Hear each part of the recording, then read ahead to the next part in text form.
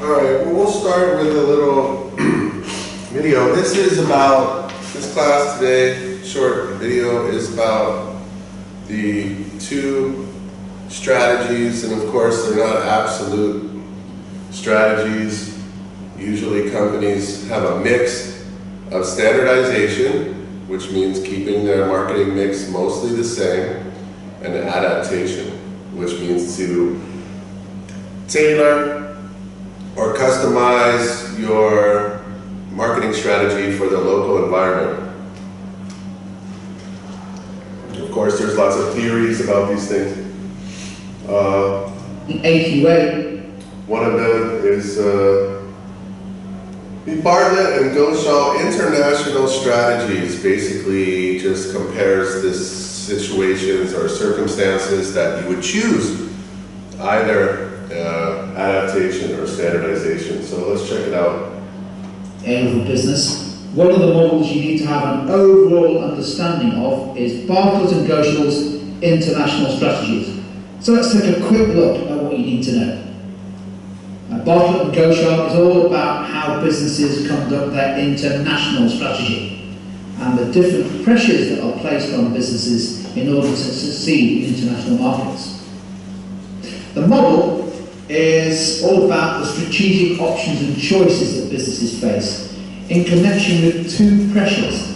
The pressures on them either to respond to local market needs, and also the pressure to integrate globally in order to achieve low unit costs and success. So let's just have a quick look at those two pressures. As I say, two forces in the model, Bartlett and Goshaw. The first pressure is the force for local responsiveness. And we'll see how this is used in the model in a minute or so. What this is all about is the extent to which in international markets consumers or customers expect the product to meet their specific requirements. So to what extent does a multinational business need to localize the product and service in order to be competitive in the market? And of course the key consideration there is whether there are existing local or domestic competitors who have a competitive advantage because they have a better understanding of the market needs and that their product is very closely aligned to local needs. So the force for local responsiveness is a key impact on the model. The second force is the... So I was in Taiwan last year or the year before. All the companies, Starbucks, 7-Eleven, every international company that I saw, they had to translate their name or somehow translate their situation or logo into Chinese. Like the Chinese people didn't want to see any English at all. So that would be an expectation that the customers seem to have had, that everything would be in their local language, that they wouldn't have to accept or see anything in the foreign language at all. The expectation of customers is big. Sometimes it's the other way. Sometimes people want international products. They like the idea of having something with a different logo or different country. Do local domestic competitors have an advantage on their ability to be more responsive? I mean, that means that they have local production. They're constantly changing their marketing for the local environment. Do you have to be are you going to have to be as fast as the local competitors? Do they stay the same or do they change a lot? Those are domestic. Force for global integration. What this means is, to what extent does the multinational need to standardize the product or service it is offering around the world in different countries in order to operate efficiently? We know that multinationals can often obtain economies of scale by adopting a fairly aggressive international strategy. But is that best done by standardizing the product, or you might argue better off localizing the product and being more sensitive to local responsiveness? To what extent does a consistent branding approach mean, is that more likely to mean success in a market? And the way you do this is you apply these two forces, as you often do, into a matrix model. Now this is where it starts to get a little bit more complicated, But my suggestion for AQA students is that they just focus on this slide and understanding the 4 different positions rather than worrying too much about the implications. I think this is most likely to come up as a multiple choice question, and you might be able to refer to the model as part of your analysis, but you won't need to do much more than that. So let's have a quick look. The matrix basically aligns 4 different positions based on those 2 forces. The first one is a position called global, where there's low pressure for responsiveness and high pressure for global integration. We'll mention what that means in a second. The next position is what's known as transnet. So global means that basically there's no pressure, everyone will accept your products, and it really benefits you to get economies of scale. So you just keep your global strategy, you don't change much. Maybe just the language of your menus, basically.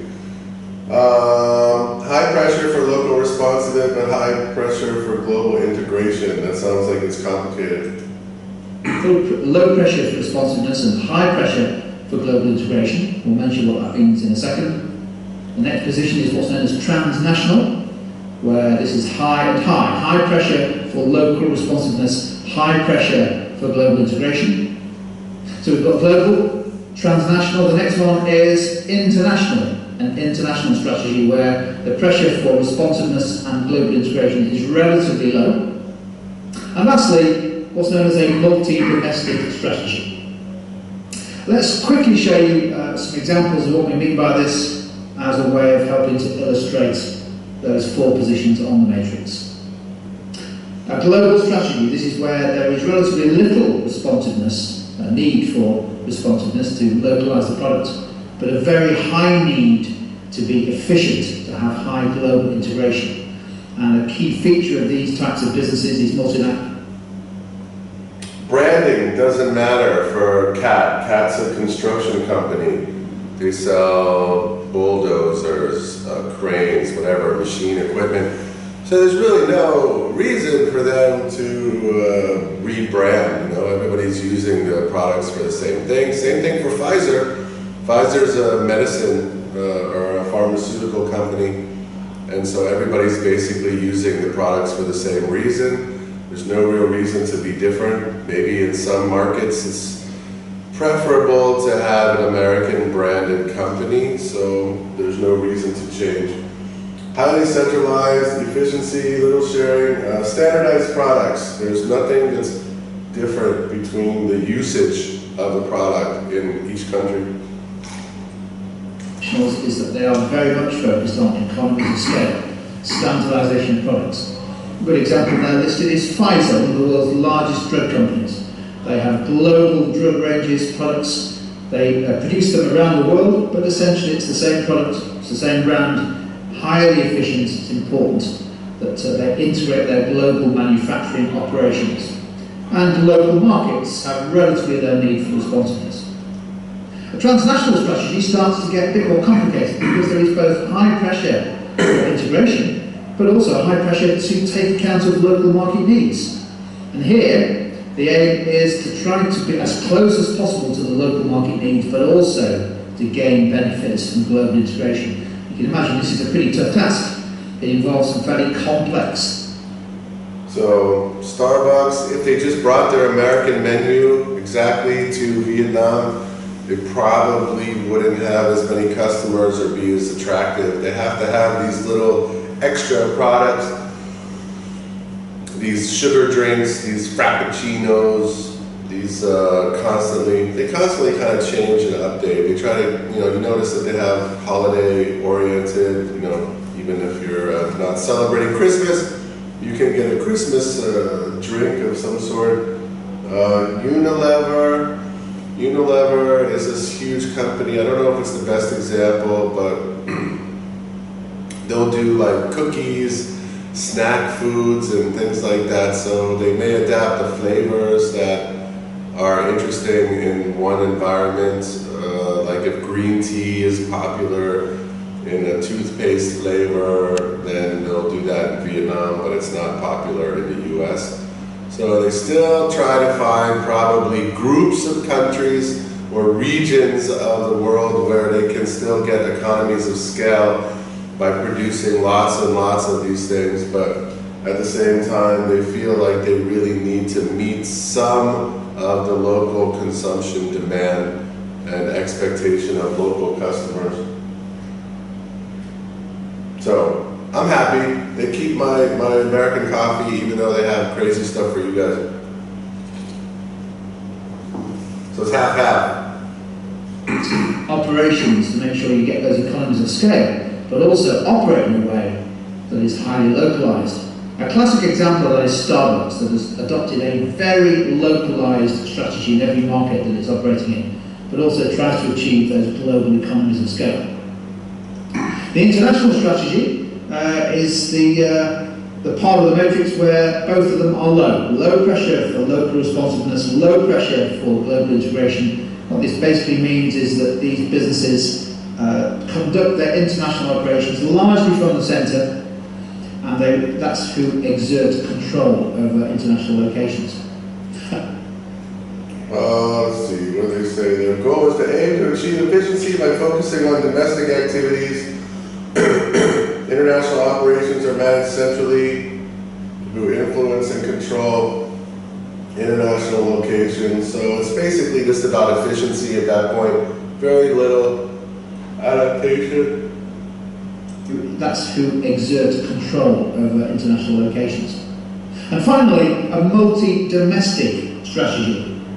Now this is quite an interesting one, because clearly there's very high pressure for local responsiveness. You need to meet the needs of local customers, their needs and wants, in order to be competitive. But also what you need to be able to do is to decentralize decision making. In this situation, it is all about local market responsiveness. And in doing so, you need to have a strategy for every country.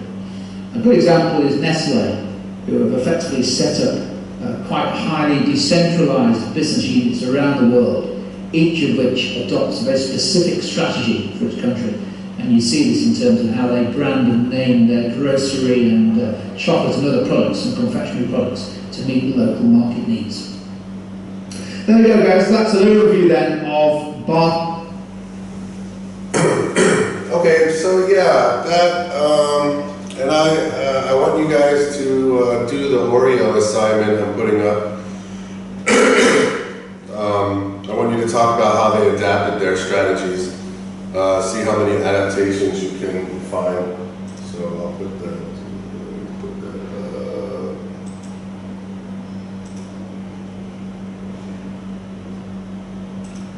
So in our book, they talk about adaptation versus standardization as being the main two elements. So here are reasons. So I'm going to spend a couple minutes on this. Reasons for adaptation. The culture, and as that Bartlett strategy outlined before, that there is some consideration of local preferences and consumer expectations. That actually includes advertising, you know, how you advertise, so your promotion, it's not just product, right? Your product is going to be adapted, but your promotional strategy is going to have to fit into what is expected of the local customs, ethics, community standards, and I kind of highlighted that on a Zoom phone call when I was talking about that there's some advertisements that tend to have, let's see if we can find one real quick, sort of a regional, let's see, I think that's the name of the company. So you have this Achingong advertisement. This one says Vietnam.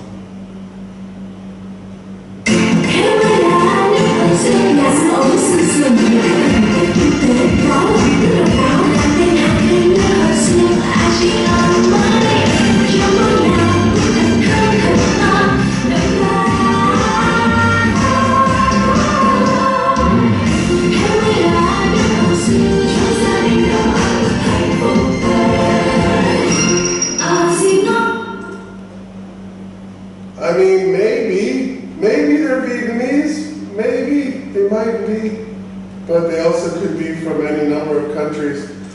Maybe they're getting better at it than they used to before.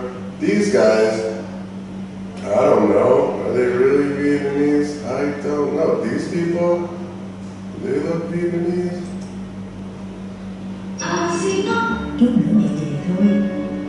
Mẹ! Xin lỗi con gái mẹ về trễ, cùng mẹ nấu lẩu với Ashino nha.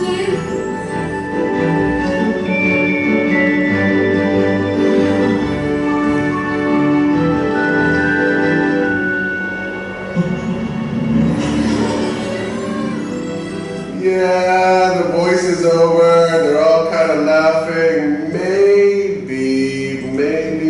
Maybe they've adapted more. In the past, I felt like there was a lot of ads that it was very hard to tell who was from what country. Like 2003, no one was going to spend any money, I don't think, on that.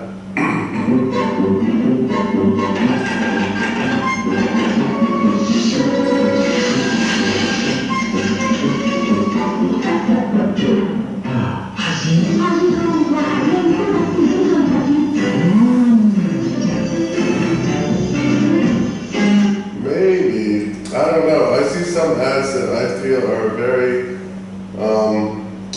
adapted, and it could be any country in Southeast Asia. You get this kind of general family, and nobody talks. Usually, you can tell from what goes over the top of the advertisement. Like if there's voices, if nobody's talking.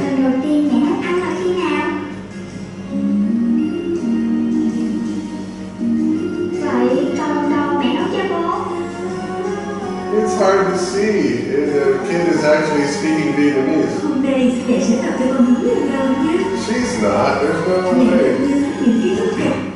I don't know. So anyway, yeah, there's the advertisement can be adapted or not, the product can be adapted as well. And that's cultural differences to strengthen a competitive position, so you have some competitive advantage you want to emphasize, maybe even your differences or your foreignness you might want to emphasize. You're the same but different. It's a classic marketing strategy.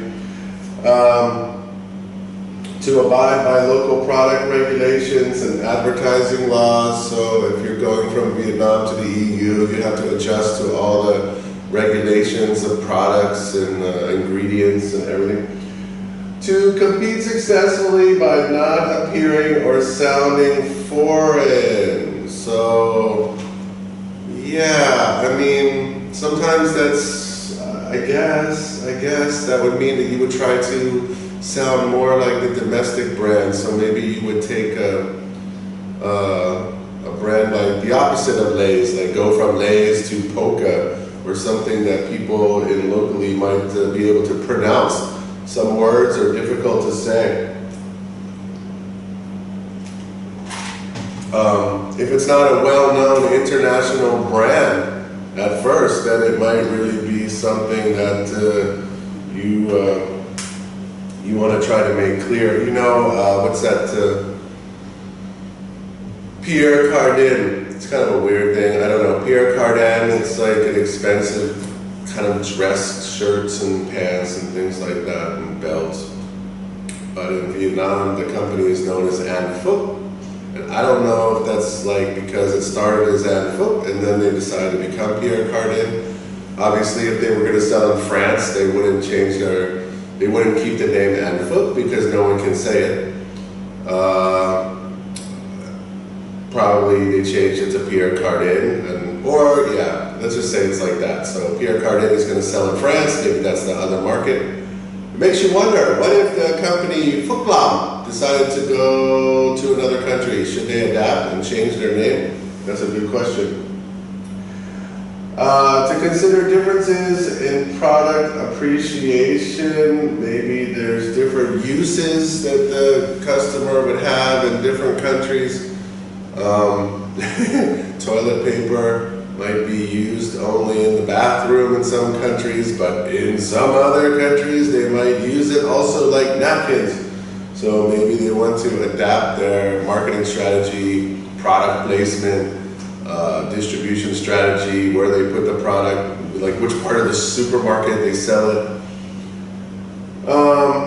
So standardization, obviously if you're standardized, you save a lot of money because you're able to produce more and more over the same fixed cost, and you don't have to, you don't have to make any costly adjustments. You don't have to do any additional market research either. If you standardized, you maintain a very stable brand image across all the different markets, so people will recognize it and their expectations for global customers. If your customers are global, if you want to stay in the cities where people internationally travel and get to know places, and that's your main, I don't know, will Starbucks ever be in the countryside? I don't think so. So if they're really focused on the cities forever, then they should expect international customers to recognize them and have a similar expectation. Increased efficiency, yes, the advertisement would be cheaper because you could spread them out. Like Heineken is a great example of a brand that keeps their advertising, they don't do a lot of talking. It's always the exciting guy at the party, and he's the life of the party everywhere because he drinks Heineken. Reduced message confusion. I guess if you're not a huge company and already established your positioning in the market, then maybe you could make confusion by having adaptation strategies. And of course, you minimize the amount of market research by having one larger advertising strategy.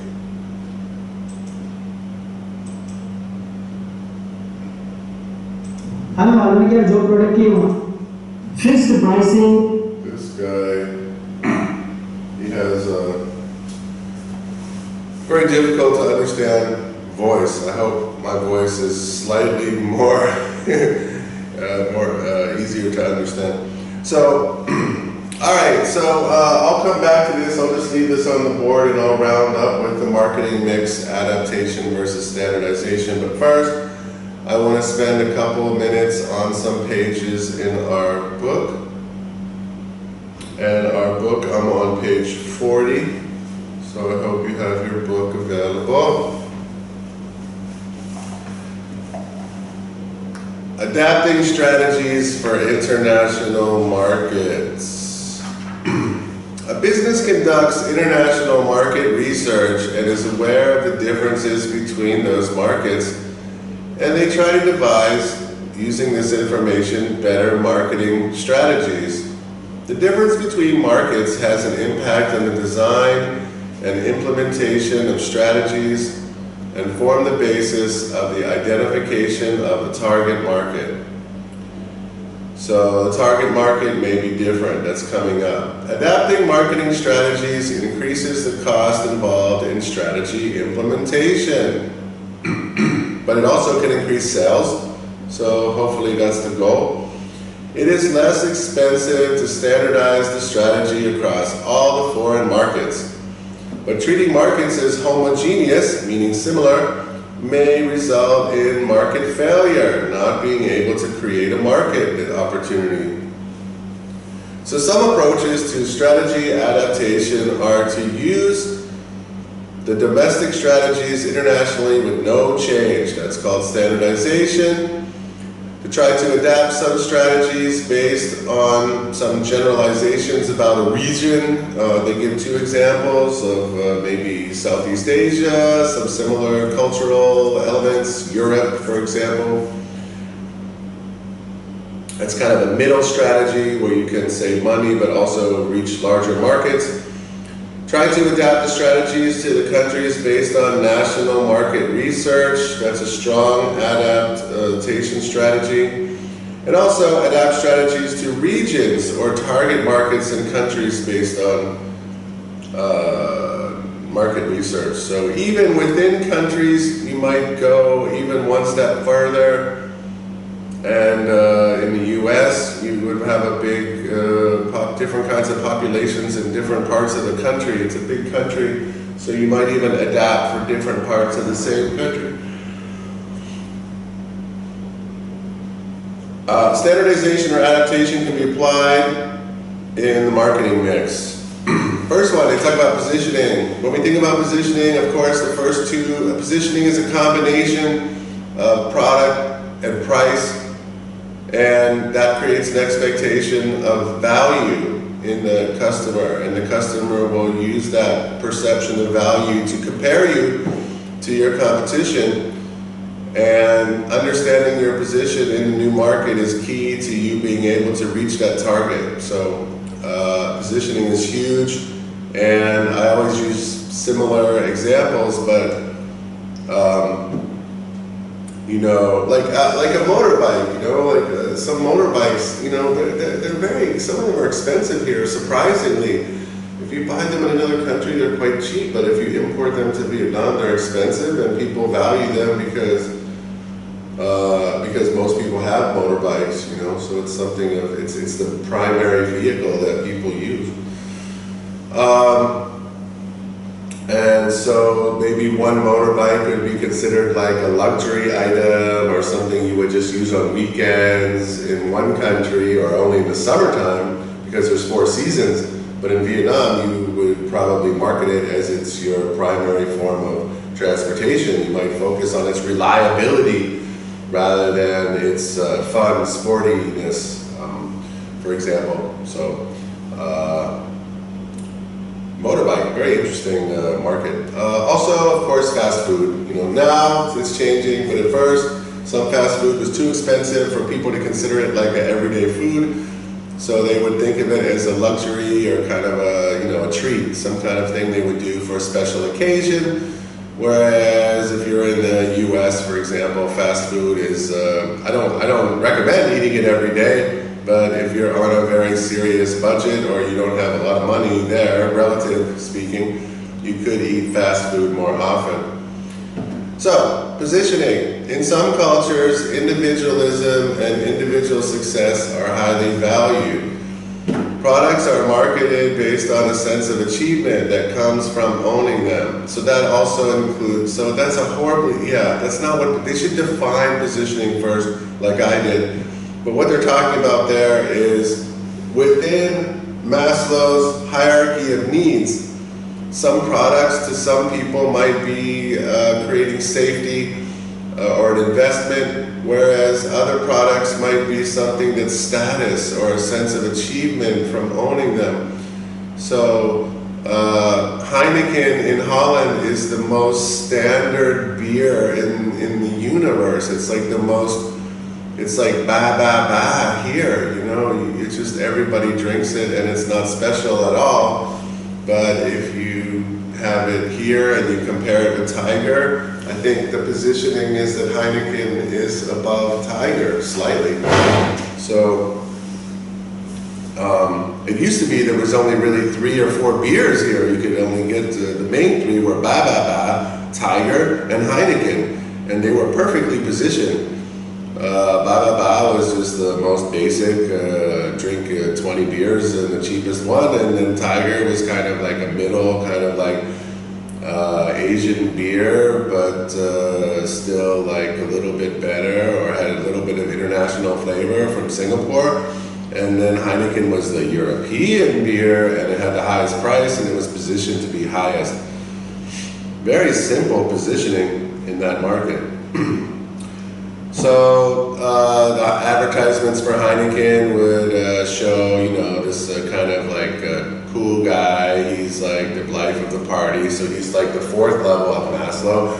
The advertisement for Tiger would always be like hanging out with your friends and watching like a football match, and you know, the guy would be sitting alone, and then like he'd drink a Tiger, open a Tiger, and all of a sudden he has friends. Belonging. Ba ba ba, no advertising. It's just basic physiological beer. Okay, so positioning is based on consumers feeling that they have made it if they own a certain product. So Mercedes-Benz, Rolex, etc. Other cultures value collectivism and collective achievement highly. So marketing that focuses on standing out and being better than others is not as effective, but it's also about the kind of product. A lot of advertisement will also focus on family and togetherness, and if the main person in the family who buys products is the mom, for example, then the advertising will be targeted towards the mom instead of the other family members. And if the mom's values, if they understand the mom as to wanting the happy family, happy children, or whatever, in some very traditional household that cooks the ajingon and everybody's happy with mom because she's such an awesome cook, then they will focus that kind of advertisement to make your family happy. You should buy this product. So that's possible, or different. It could go generational. It could be like, you know, about making the grandparents happy. It doesn't always have to be about the children and the husband. So positioning, understanding your position in the market, product features. These are just a list of examples. This is a poorly written book, so this is just a bunch of examples. I'll look at the video here for a second. So if you're standardizing, then basically there's no changes to the product or service. That's pretty much given. Adaptations, specific changes are made to the product or service to fit cultural characteristics. That includes packaging. That includes portions, like the sizes that you're offering and styles.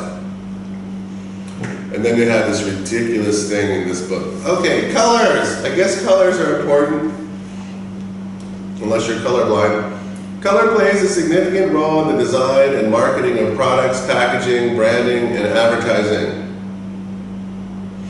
Different cultures place different significance on colors. In Australia, red is used in warnings and to signify danger, not consciously, while in other cultures, green or black is used. I've never seen green for danger. That's weird. In Asia, the color of white is used at funerals, while white is the color of weddings in Western culture.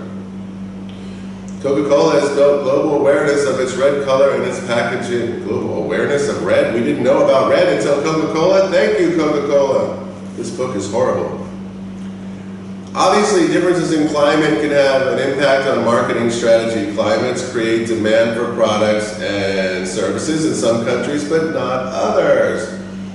So whatever you're selling, like I mentioned before, like a dryer, you know, it's like you don't need it in Saigon, or do you? If there's a lot of sun, you can dry outside. But if it rains a lot, you might want to have a dryer, for example. Products made for a winter in Australia may not be suitable for winters in Europe, for example. This is a terrible example. An example is a washing machine manufacturer that adapted the speed of their washing machine in Europe based on the amount of sunshine in each country. Washing machines sold in Southern Europe, which has more sunshine, have slower spin cycles. What the what? I don't understand. The features of the product also include those set by common practice, laws, and regulation. So there's pest factors, pest adaptation factors. So you can consider all those product elements there. Social as probably the most important. Maybe there's some technical issues. Maybe something that you need to sell to customers needs more explanation or technical expertise, or some kind of installation, or some kind of access to a certain kind of electricity, or something that's not available. So you have to make sure that everything that is needed for your product to work is going to be available in that country. So that's a technological problem. Political laws, probably. Economic would be like consumer purchasing power and their perception of value. So pest factors will fit. Yeah, there's different laws about labeling and safety everywhere. And then they talk about something about Southeast Asia. Paragraph 1, 2, 3, 4. In the 1950s, Pepsi lost market share to Coca-Cola in some Southeast Asian countries when it changed the machines that sell its soft drinks from dark blue to light blue. Light blue is a symbol of death in Southeast Asia. Is it? No one ever told me. I'm living here for like 18, 17 years. I never heard about it. You guys should be more clear. This one is true. I totally agree with this one, and they don't explain it well. In 2004, IKEA found that it needed to change the colors of its products, white colors all the time, to better target California's Latino population. After IKEA designers visited the homes of Hispanic staff, the Swedish furniture retailer realized that the mostly black and white color options were not bold enough for the taste of Latino customers. They wanted more colors. Actually, IKEA had a different problem in the US. Their problem was that the perception of value was different. For example, in Europe, people kind of, I don't know, like these guys, they buy, or whoever buys it, they feel like, okay, it's easy to put together, it's convenient to carry from the store in the box. You don't have to carry it in some strange, you don't have to have a truck deliver it. You can carry it in a box, make it at your house, and it looks good, and it is good, and it's functional, and it does what it's supposed to do, and it's great. But when you translate the IKEA model, if you don't know what it is, the IKEA model is one where the customer is supposed to bring the product home and assemble it, like Legos, like a Lego box or whatever. But in the US, the expectation was that, if I'm buying furniture and I have to make it, then people who felt like, well, it should be made for me already. Why should I have to do anything? I'm buying it, why do I have to make it? So it was a hard sell, and people didn't really catch on or catch up to IKEA. Still up to today, it's not that popular in the US. And it's mostly because people expect things to be ready-made. They don't expect to have to do anything except be lazy and put their furniture in their house. So, the process aspect of the marketing mix may need to be adapted. Maybe, it says here, the use of online solutions, distribution networks. So the distribution, that could be an adaptation, how you reach your customers and deliver the products to them.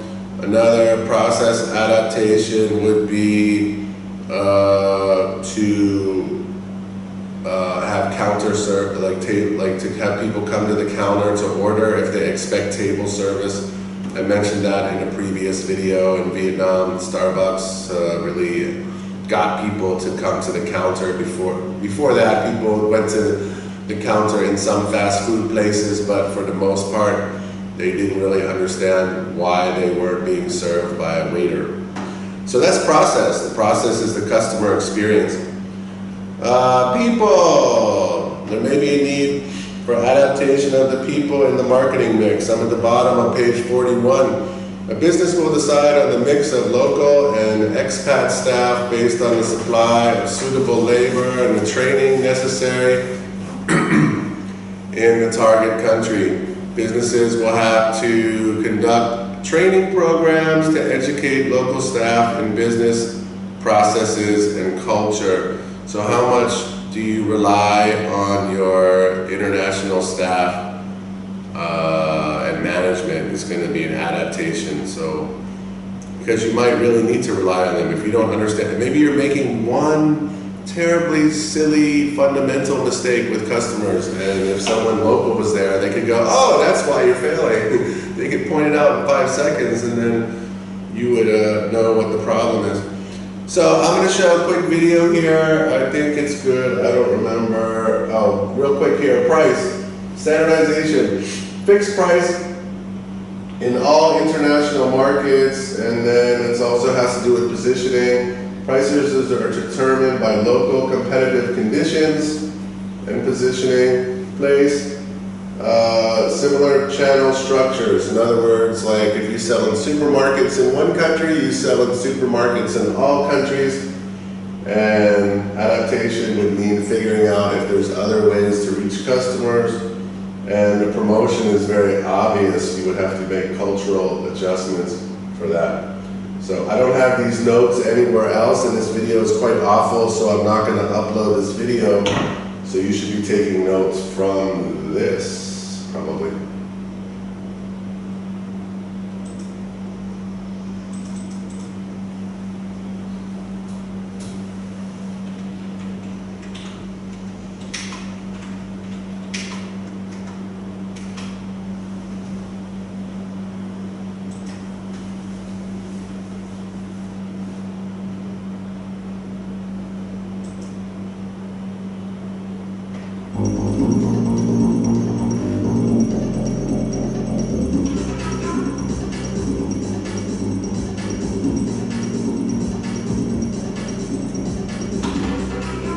Have you ever wondered why McDonald's restaurants, arguably the world's leading fast food company, needs a local as well as a global strategy?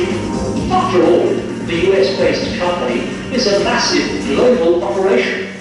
It has standardized products like the Big Mac, Coke drinks, chicken McNuggets, French fries and cheeseburgers. It's able to deliver major economies of scale and scope from its international operations. It has global brands, global customer satisfaction. It can even research new menu items globally and recover the costs across many countries. All classic benefits of a truly global strategy. So why does it need a local strategy? Why bother to have a strategy that fails to exploit its global benefits? There are 5 main reasons. Beef is fundamental to the McDonald's recipe formula. The company goes to great lengths to source quality beef to well-developed global standards. But some countries don't eat beef. For example, India, where the cow is regarded with reverence and not eaten. Even in China, chicken is more popular in some regions than beef. But it's more than just beef. McDonald's has many local menu variations, ranging from a Chinese menu in Germany to special vegetarian dishes in India. Thus, McDonald's needs to cater for local tastes, whatever the consequences for global strategy. Local competition is perhaps easier to understand. For a variety of historical reasons, different countries have developed different fast food chains over time. For example, you'll find Wendy's in New York, but not Nando's. You'll find Nando's in South Africa, but not Burger King. Like any major multinational, McDonald's needs to be able to position itself against its local competitors. Local laws are also relatively easy to recognise. Governments in different countries around the world have different views on what can be sold in fast food outlets. For example, you can buy beer in a McDonald's in Spain, but beer sales are illegal in McDonald's in the United Kingdom. Local franchises are more complex to understand fully. McDonald's does not own all its restaurants centrally. For many years, it has been operating a franchise system in many countries.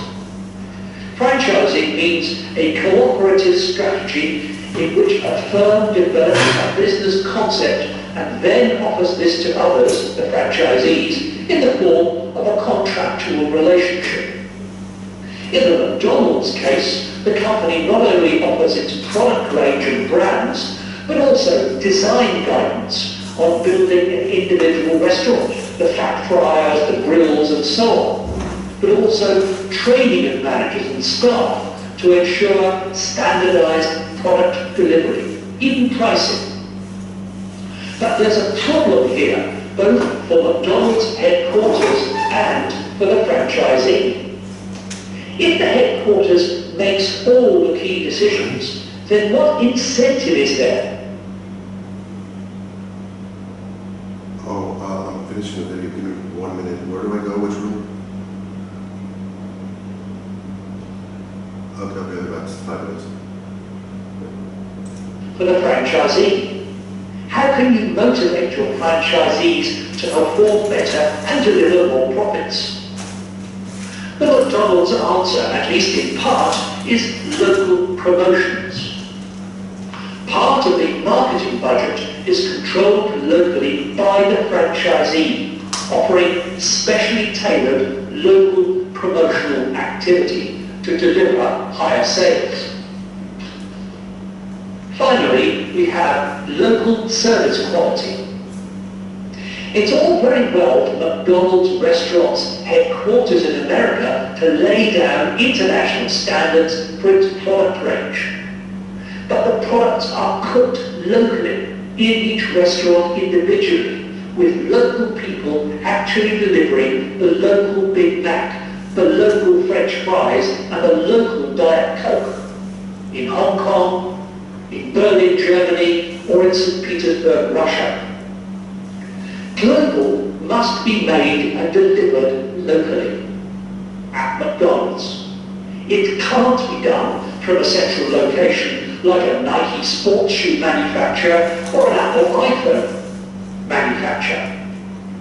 What this means is that McDonald's has standardized equipment, but it also has extensive local rule books, major training academies called hamburger universities, and continuous monitoring of local quality. What does this mean overall for McDonald's global strategy? It means that the company needs to operate a strong local strategy alongside its global operations. McDonald's restaurants is local as well as global.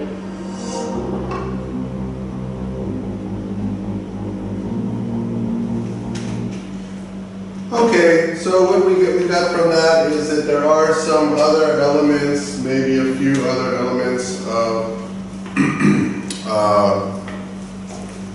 our adaptation that might include how you enter the market. Do you own the shops, or would you rather franchise the shops? Which one is going to be better for you? And that might include, you might do that because you need the local expertise in understanding the local market, and maybe you're not good enough to do that. So maybe that's what McDonald's does in that strategy. So we can add that to business model or ownership model of the shops. So that's it for today. See you guys later. Have a great day.